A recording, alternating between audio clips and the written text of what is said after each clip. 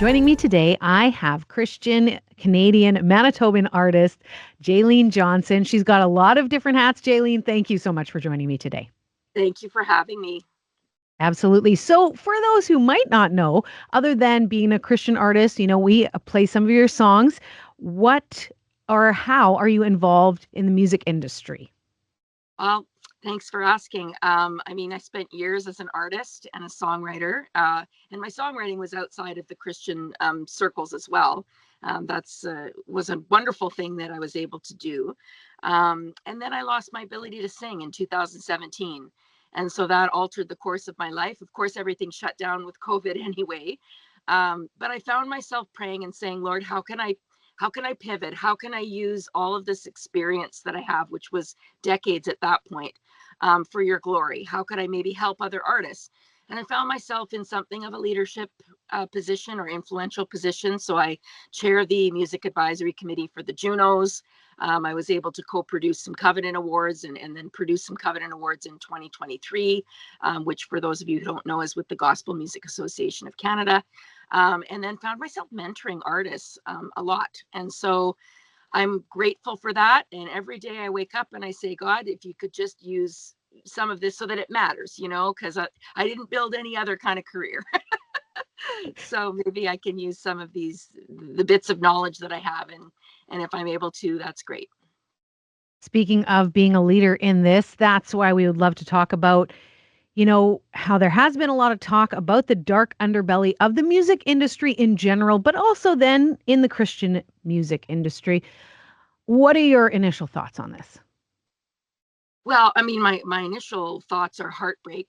Um, that's not a thought. It's just a feeling of heartbreak. And the heartbreak, I think, goes beyond anything that we would perceive to be a scandal or that is a scandal to how we respond. And I think, when a scandal hits the community or even scandals outside of the community, how we respond as believers is as important as what's happened. At least I believe that that's the case in the eyes of God.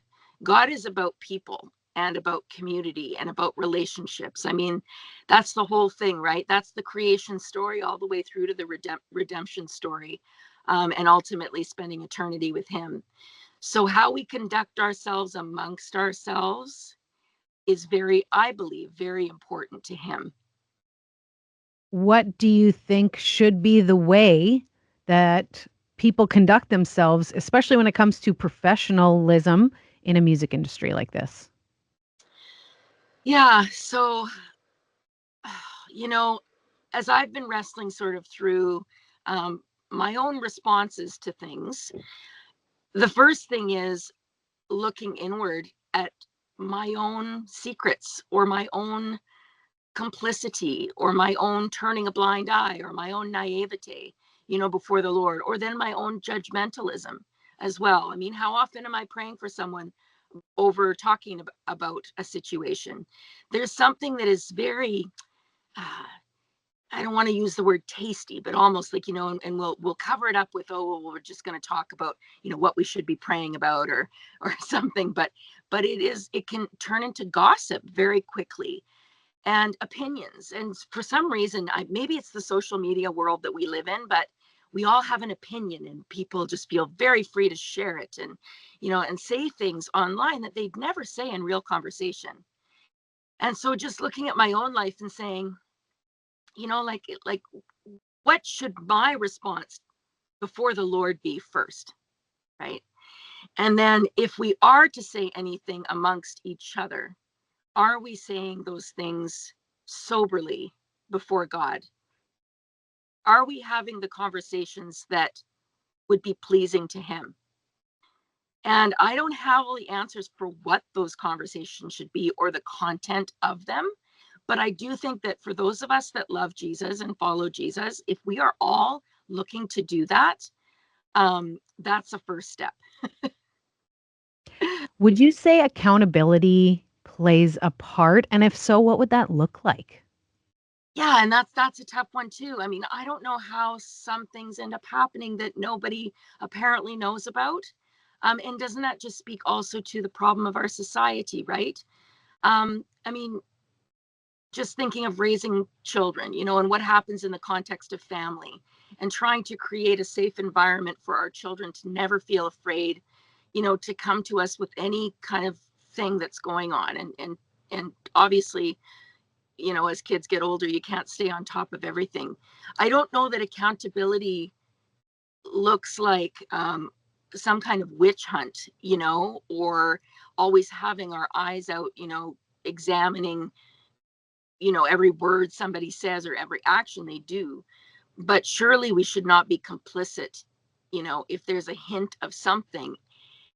However, addressing those things needs to happen, I believe, in the context of community and in the context of relationship, um, loving relationship.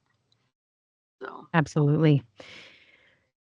You've been in this industry for a very long time, which is incredible. Do you think there are any dangers of Christians in general being in any sort of spotlight position?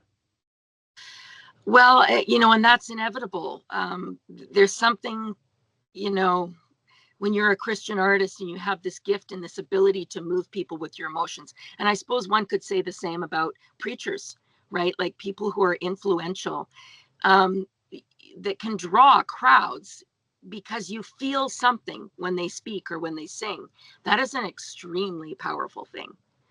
And I think what I was alluding, or not alluding to, trying to say earlier, this is something about posture. It's about the posture that we ourselves have before the Lord and before one another.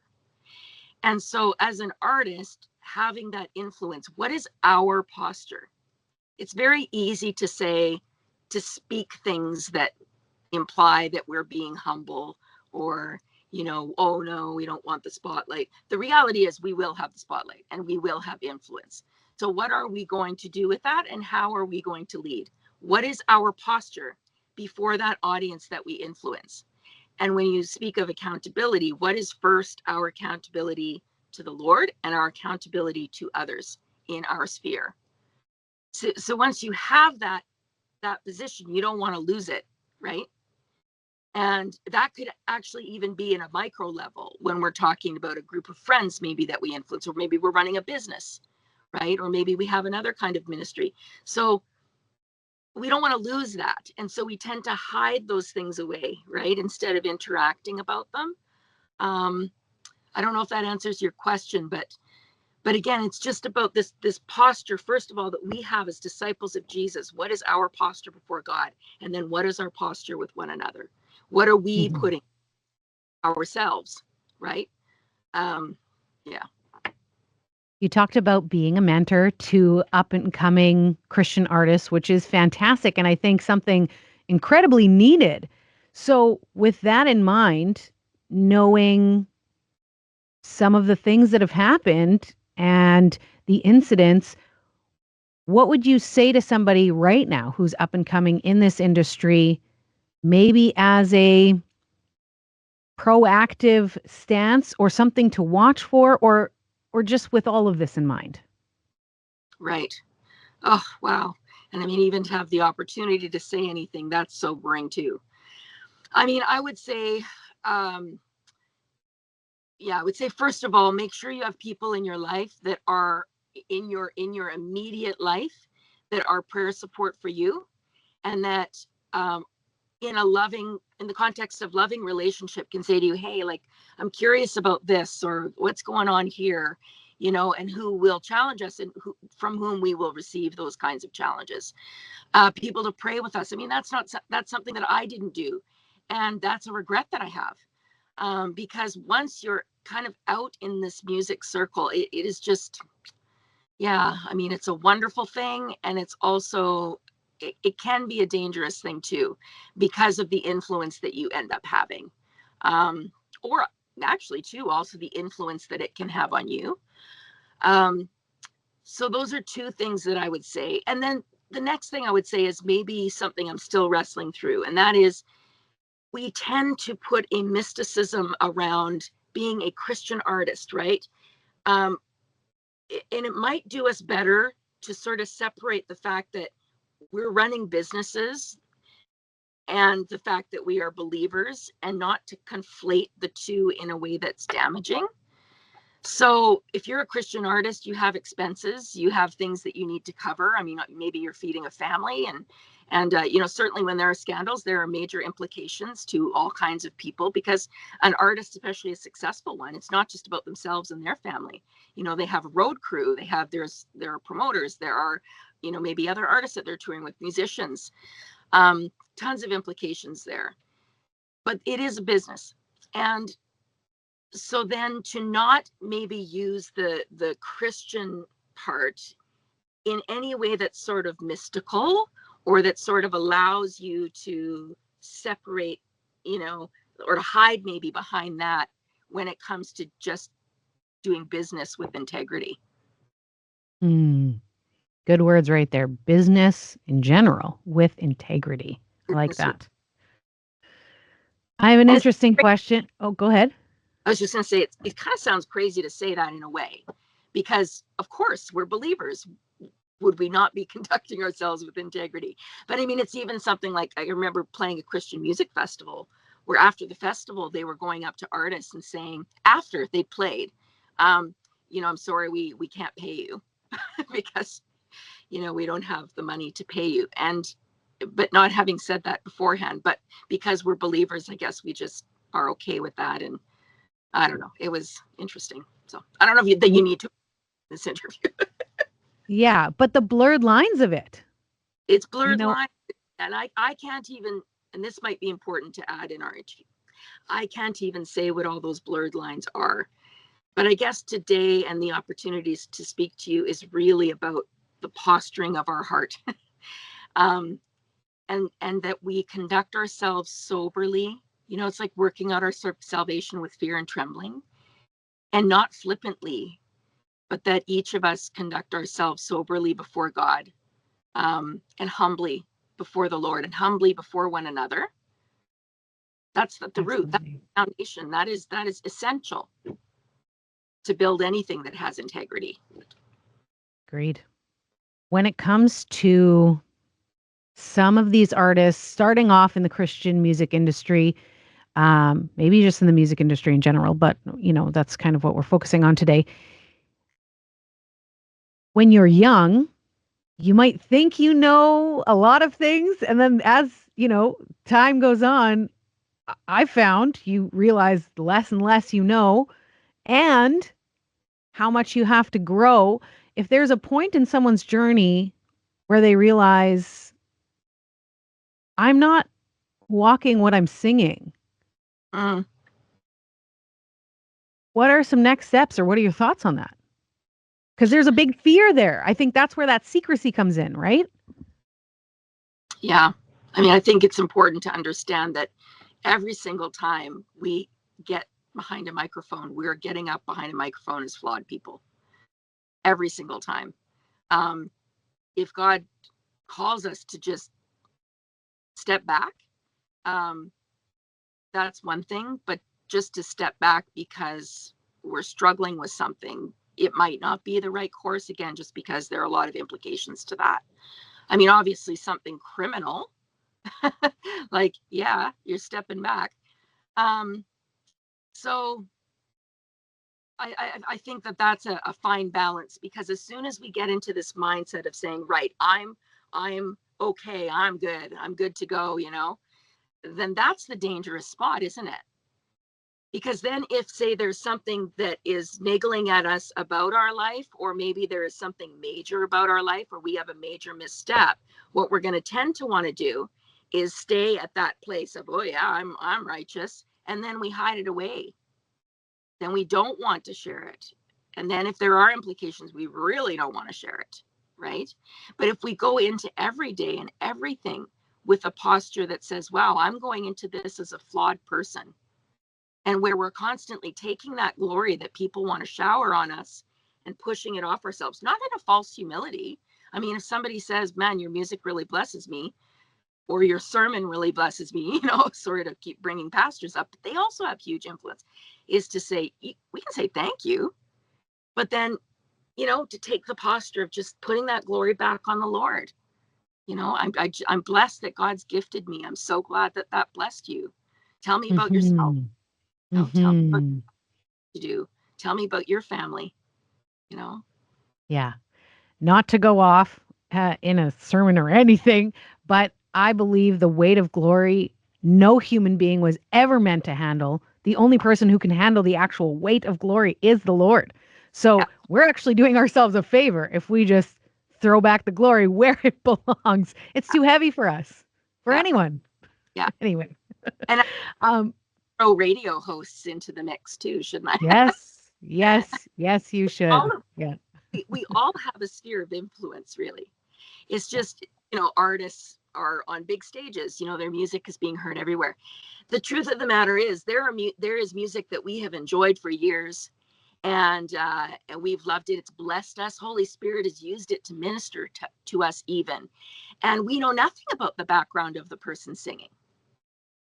We know nothing about the inner workings of the heart of other people, Yeah. right?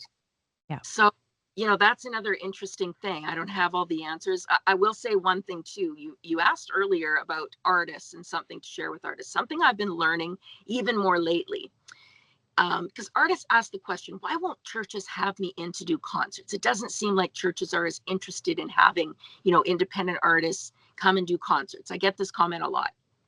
And someone shared recently that it's about trust, right?